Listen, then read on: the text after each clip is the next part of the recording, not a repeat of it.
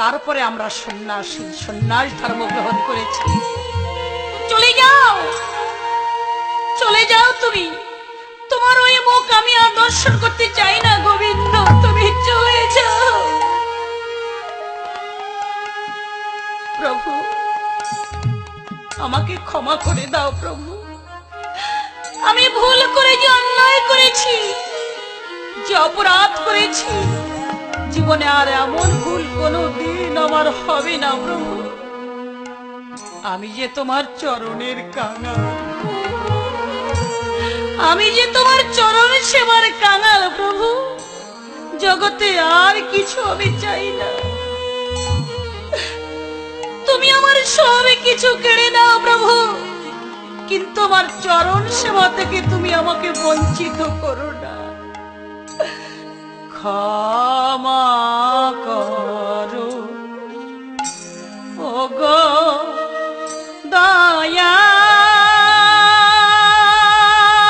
দয়াল, ক্ষমা করো মোরে। ওই তোমার চরণ ছেড়ে আমি যাব না ঘরে। ক্ষমা করো ওগো দয়াল রে, ক্ষমা করো মোরে। আর তোমার শ্রী চরণ ছেড়ে যাব না ঘরে রে। প্রভু গো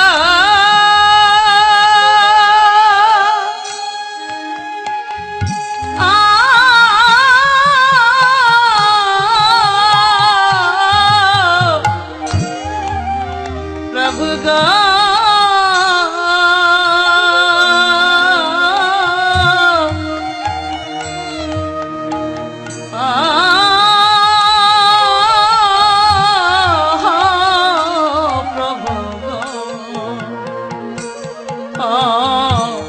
প্রভু আমার, প্রভু আমার স্ত্রী পুত্র ওরে ঘরে সংসার আর সব কিছু ফেলিয়া প্রভু গো তোমার চরণ সেবার লাগি এসেছি চলিয়া। আর স্ত্রী পুত্র ঘর সংসার রে সব কিছু ফেলিয়া রে। আর তোমার চরণ সেবার লাগি এসেছি চলিয়া রে। তুমি ক্ষমা করো ওগো দয়াল, তুমি ক্ষমা করো ওগো দয়াল। তোমার ওই চরণ সেবার কাঙাল, আমায় ক্ষমা করো ওগো দয়াল। তোমার ওই চরণ সেবার কাঙাল, ক্ষমা করো ওগো দয়াল। ক্ষমা করো ওগো দয়াল, তুমি ক্ষমা করো ওগো দয়াল। তোমার ওই চরণ সেবার কাঙাল, ক্ষমা করো ওগো দয়াল। ওই চরণ সেবার কাঙাল, ক্ষমা করো ওগো দয়াল। গোবিন্দ তুমি চলে যাও গোবিন্দ, তুমি চলে যাও। তোমার ওই মুখ আমি আর দর্শন করতে চাই না গোবিন্দ।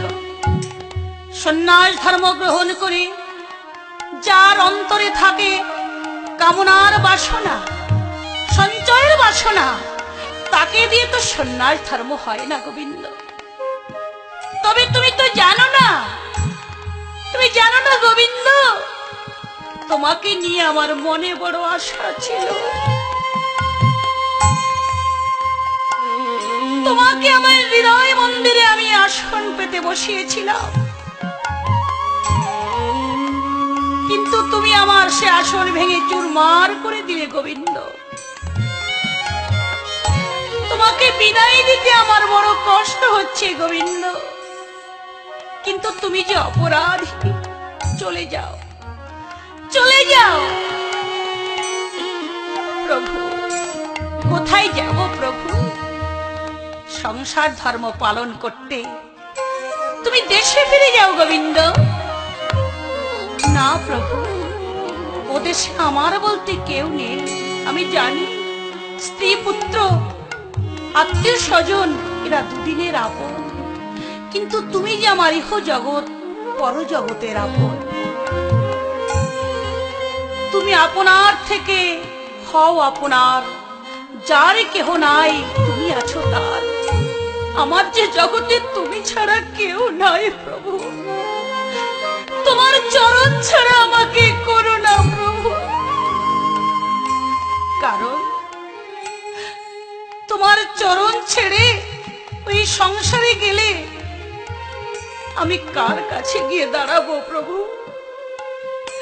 কার কাছে গিয়ে আমার পোড়া দেহ আমি শীতল করব? আমি ও দেশে আর যাব না প্রভু। তুমি আমাকে ক্ষমা করে দাও, এমন অন্যায় আর কোনোদিন হবে না। না গোবিন্দ, সমস্ত অপরাধের ক্ষমা হয়, সঞ্চয় অপরাধের কোনো ক্ষমা নেই। তুমি চলে যাও, মাকে স্পর্শ করো না গোবিন্দ। চলে যাও, তুমি চলে যাও। গোবিন্দ বলছে, প্রভু সত্যি তুমি তাড়িয়ে দিচ্ছ? ওরে তোমার চরণ ছাড়া হইয়া রে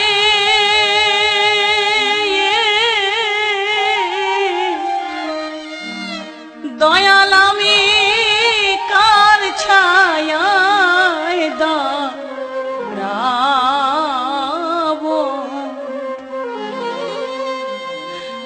ওরে আমার বেদনা মাখা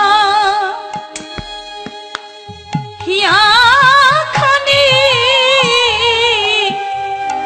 আমি কি দিয়া জুড়াবো?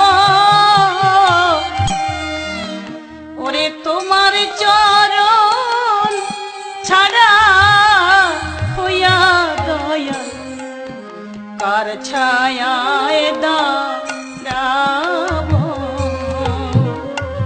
এমন বেদনা মাখা হিয়াখানি আমি কি দিয়া জুড়াবো রে?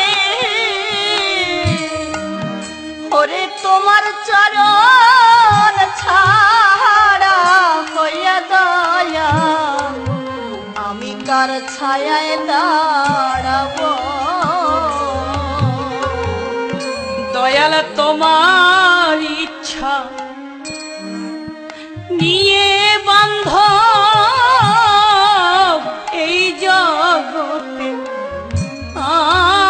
আসি,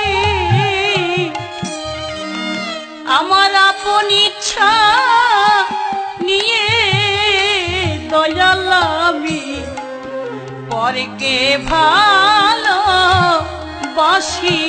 দয়াল রে গলায় পড়লে মায়ার ফাঁসি, আর তোমার ইচ্ছা করে নিয়ে দয়াল আমি এই জগতে আসি।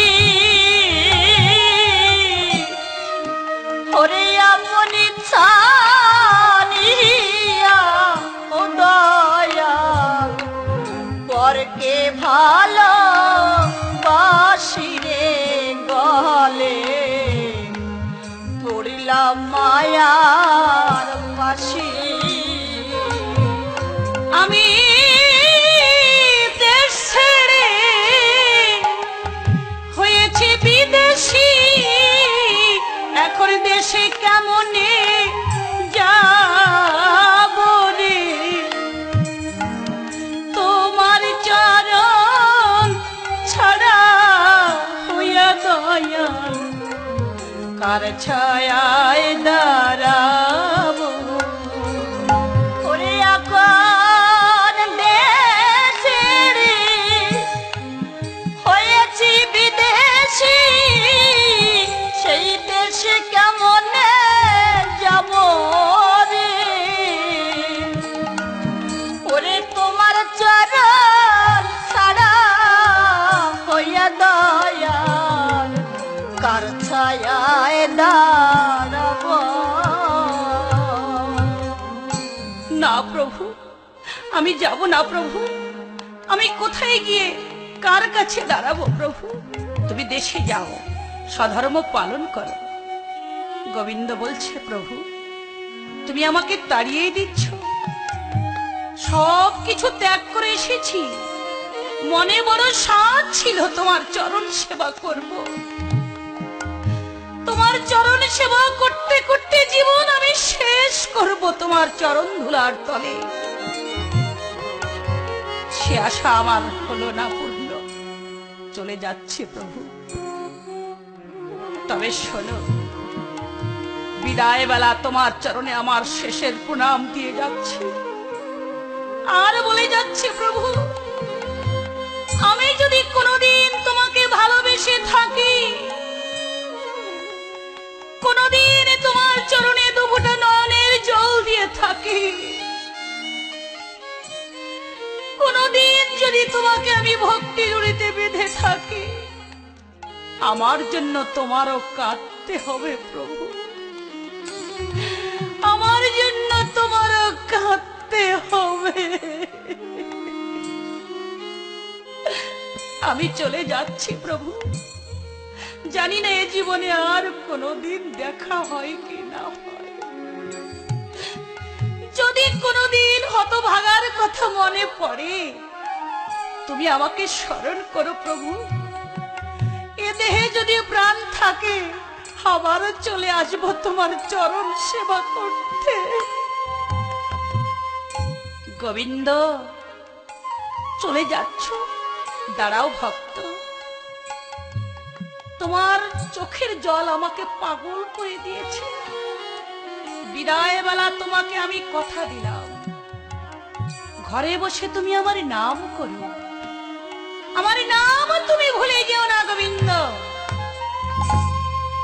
ঘরে বসে তুমি আমাকে ডাকলে আমাকে পাবে, যেখানে বসে তুমি আমাকে ডাকবে আমাকে পাবে তুমি গোবিন্দ। আমি তোমার ডাকেই সাড়া দেব, তুমি নাম ভুলে যেও না গোবিন্দ। বিদায় গোবিন্দ বিদায়। মহাপ্রভু চলে গেল উড়িষ্যার জঙ্গলে, আর গোবিন্দ ঘোষ ফিরে আসলো নিজের পিত্রালয়ে অগ্রদ্বীপে। মনে মনে ভাবলো, না, পিতার বাস্তবিতায় না গিয়ে আমি গঙ্গার তীরে তাল পাতা দিয়ে কুড়ে ঘর তৈরি করব। সেই কুড়ে ঘরে বসে আমার গৌর হরির ভজন করব। যদি তাকে কোনোদিন পাই সাধন বলে, তাকে নিয়ে আবার তার কুড়ে ঘরে ফিরে যাব। তাই গোবিন্দ ঘোষ আমার গঙ্গার তীরে তাল পাতার কুড়ে ঘর তৈরি করে গৌর হরির ভজন করতে লাগল। একদিন একটু তন্দ্রাচ্ছন্ন হয়েছে যবে, স্বপ্ন দর্শন হলো অরাজের লম্বিত বাহু, নয়নে জলের ধারা গেরুয়া বসন পরিধানে, গলায় নামা বলি, চোখে জলের ধারা, হাতে কৌমণ্ডল, মাথা মুন্ডন করা, অপরূপের মাধুরীমা ছড়িয়ে গোবিন্দকে ডেকে ডেকে বলছে, গোবিন্দ গোবিন্দ গোবিন্দ রে, আমাকে তো ভুলে যাসনি, আমি তোর পাশেই আছি। গোবিন্দ প্রভাত হতে না হতেই গঙ্গার বুকে চলে গেলেন। আকণ্ঠ গঙ্গা জলে নামি যখন স্নান করছে, স্নান সেরে গঙ্গার স্তব করছে, এমন সময় দেখতে পায় একখানা আধা মরা পোড়ার কাঠ ভেসে এসে গোবিন্দকে স্পর্শ করছে। মনে মনে ভাবছে, কি গঙ্গার স্তব করছি, কিন্তু একখানা মরা পোড়ানো কাঠ এসে আমাকে স্পর্শ করলো। ওই কাঠখানা দূরে ছুঁড়ে ফেলে দিয়েছে। আবার যবে গঙ্গার স্তব করছে দুবাহু উত্তোলন করে, ওই একই মরা পোড়ার কাঠ উজানে ভাসতে ভাসতে এসে গোবিন্দকে স্পর্শ করছে। গোবিন্দ ক্রোধ ভরে কাঠখানা আরো দূরে ছুঁড়ে ফেলে দিয়েছে। অপবিত্র মনে করে আবার স্নান করে গঙ্গার স্তব করছে, কিন্তু ওই একই কাঠখানা উজানে এসে গোবিন্দকে স্পর্শ করছে। এবার ওই কাঠখানা জলে ছুঁড়ে না ফেলে কুলের উপরে ছুঁড়ে ফেললেন। গঙ্গা স্নান শেষ করে গঙ্গার স্তব করে তাল পাতার কুড়ে ঘরে গিয়ে যখন একটু তন্দ্রাচ্ছন্ন হলেন, আবার স্বপ্ন দর্শন হলো। মহাপ্রভু শ্রী গৌর হরি বলছে, গোবিন্দ